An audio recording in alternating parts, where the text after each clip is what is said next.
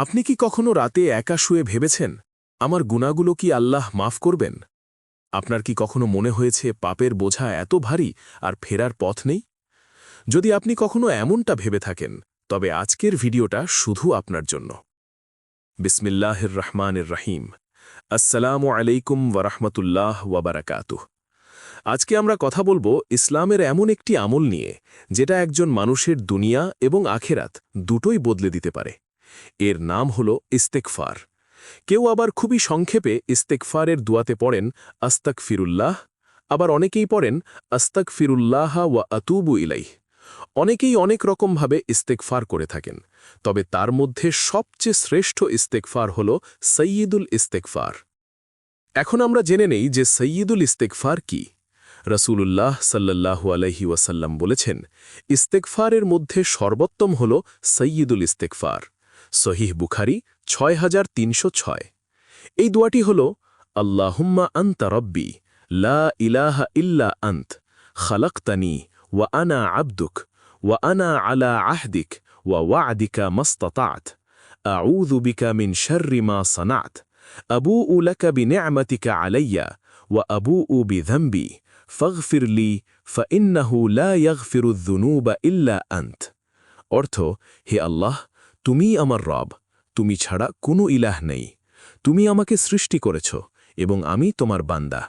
আমি যথাসাধ্য তোমার সাথে কৃত অঙ্গীকারে অবিচল আছি।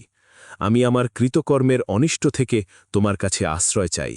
তুমি আমার প্রতি যে নিয়ামত দিয়েছ তা স্বীকার করছি এবং আমার গুনাহ স্বীকার করছি। অতএব তুমি আমাকে মাফ করো, কারণ তুমি ছাড়া গুনাহ মাফ করার কেউ নেই। এই দুয়ায় একজন বান্দা একসাথে আল্লাহ রাবুবিয়্যাত স্বীকার করছে, নিজের দাসত্ব মানছে, গুনাহ কবুল করছে এবং ক্ষমা চাইছে। এই চারটি জিনিস একসাথে, এটাই এই দুয়াকে সৈয়দ বা সর্দার বানিয়েছে। এই সৈয়দুল ইস্তেগফার দুয়ার অনেক ফজিলত রয়েছে।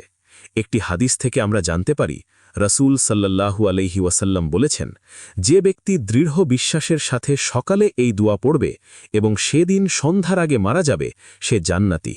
আর যে সন্ধ্যায় পড়বে এবং সকালের আগে মারা যাবে, সেও জান্নাতি। সহিহ বুখারী ৬৩০৬।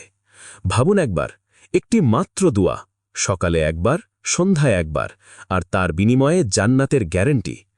এছাড়াও কোরআনে আল্লাহ বলছেন, তোমরা তোমাদের রবের কাছে ক্ষমা চাও, তারপর তার দিকে ফিরে আসো।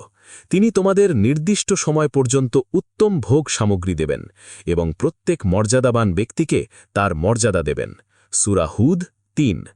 অর্থাৎ ইস্তেগফার করলে রিজিক বাড়ে, সম্মান বাড়ে, বরকত আসে। আরেকটি আয়াতে আল্লাহ বলেন, তোমরা তোমাদের রবের কাছে ক্ষমা চাও, নিশ্চয়ই তিনি অত্যন্ত ক্ষমাশীল। তিনি তোমাদের উপর প্রচুর বৃষ্টি বর্ষণ করবেন, তোমাদের সম্পদ ও সন্তান বৃদ্ধি করবেন। সূরা নূহ ১০-১২।